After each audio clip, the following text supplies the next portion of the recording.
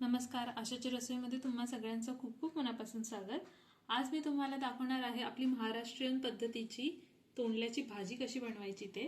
अगदी सोपी आहे। तर त्यासाठी साहित्य काय काय घेतले ते बघूया। इथे मी पाव किलो तोंडली घेतलेली आहे, बारीक चिरून घेतले। ही मोठी वाटी आहे।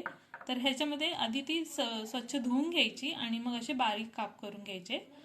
इथे 2 मध्यम आकाराचे कांदे बारीक चिरलेले, एक मध्यम आकाराचा टोमॅटो बारीक चिरलेला, थोडीशी कोथिंबीर लागणार आहे आपल्याला बारीक चिरलेली, मीठ चवीनुसार घ्यायचं। इथे मी अर्धा छोटा चमचा मीठ घेतलंय, पाव छोटा चमचा हळद, पाव छोटा चमचा काश्मीरी मिरची पावडर, पाव छोटा चमचा धना पावडर, पाव छोटा चमचा जिरा पावडर, थोडेसे राई आणि जिरे आणि तेल लागणार आहे आपल्याला।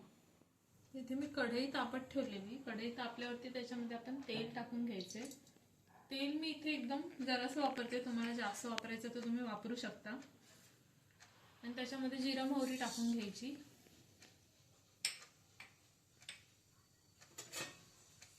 जिरा मोहरी थोडीशी तडतडली, मोहरी तडतडायला लागली, जिरं थोडंसं फ्राय झालं की मग आपण त्यामध्ये कांदा टाकणार आहे। आता जिरं आणि मोहरी चांगली फ्राय झालेली आहे, तर त्याच्यामध्ये आपण कांदा घेतलेला तो टाकून घेऊया।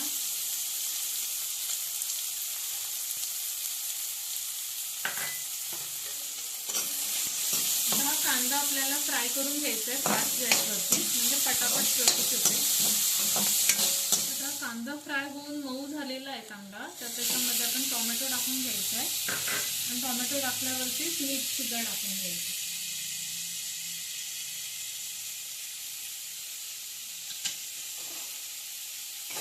टोमॅटो आता विरघळू द्यायचा आहे, म्हणजे त्याच्यामध्ये आपण जेव्हा मसाले टाकू ते मसाले व्यवस्थित मिक्स होतात।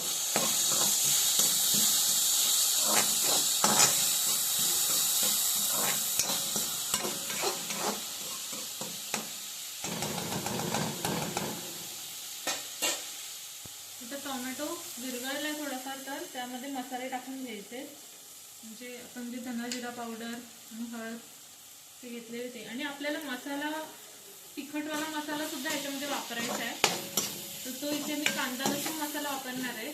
मी साहित्यामध्ये सांगायचं विसरून गेली, पण आपल्याला तिखट मिरची पावडर तिखटपणासाठी किंवा कांदा लसूण मसाला, आता मी कांदा लसूण मसाला बघा इथे केवढा घेतलाय।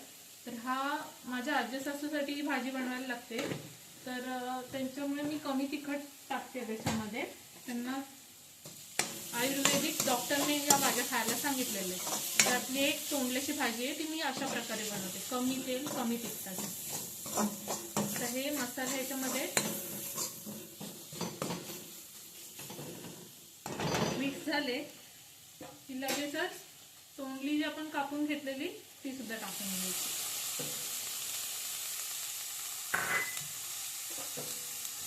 मी सगळं व्यवस्थित मिक्स करून घ्यायचं।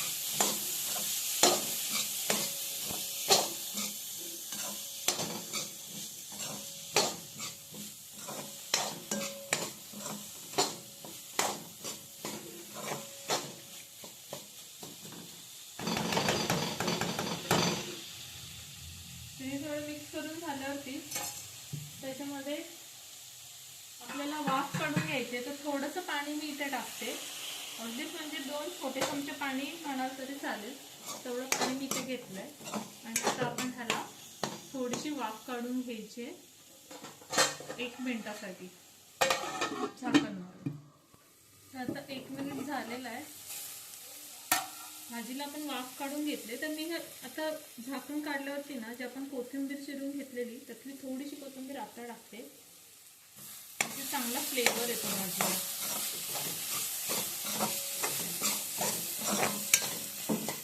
आता ह्याच्यामध्ये आपण भाजी शिजण्यासाठी पाणी टाकून घ्यायचं।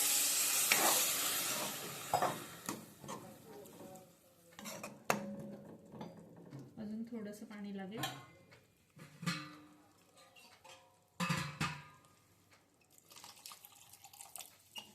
आता ह्या भाजीला पूर्ण प्रॉपर उकळ येईपर्यंत आपल्याला फास्ट गॅसवरती शिजवायची आणि मग लो फ्लेम वरती, म्हणजे टोटल ना ही तोंडली शिजायला थोडा टाइम लागतो, म्हणूनच आपण बारीक चिरून घेतलेली आहे। तर आपल्याला साधारण 15 मिनिटं लागतील ही भाजी पूर्णपणे तयार व्हायला। तर आता 15 मिनिटं झालेली आहेत आणि भाजी पूर्णपणे शिजलेली आहे. तर आता आपण त्याच्यामध्ये कोथिंबीर टाकून घेऊया, जी उरलेली कोथिंबीर होती ती. आणि आपण आता गॅस बंद करून घ्यायचा. तर अशा प्रकारे आपली ही साधी सोपी आपली महाराष्ट्रीयन पद्धतीची तोंडल्याची भाजी तयार आहे खाण्यासाठी. ही आपल्या आरोग्यासाठी सुद्धा चांगली असते. अशी कमी तेलात कमी मसाल्याची बनवाल तर तुम्ही उत्तम आरोग्यासाठी ही एकदम बेस्ट पर्याय आहे. तर तुम्ही नक्की ही भाजी बनवून बघा. कशी झाली ते आम्हाला कमेंटमध्ये कळवा. व्हिडिओ आवडला असेल तर व्हिडिओला लाईक करा, शेअर करा, आमच्या चॅनलला सबस्क्राईब करा. व्हिडिओ शेवटपर्यंत पाहिलात त्यासाठी खूप खूप धन्यवाद.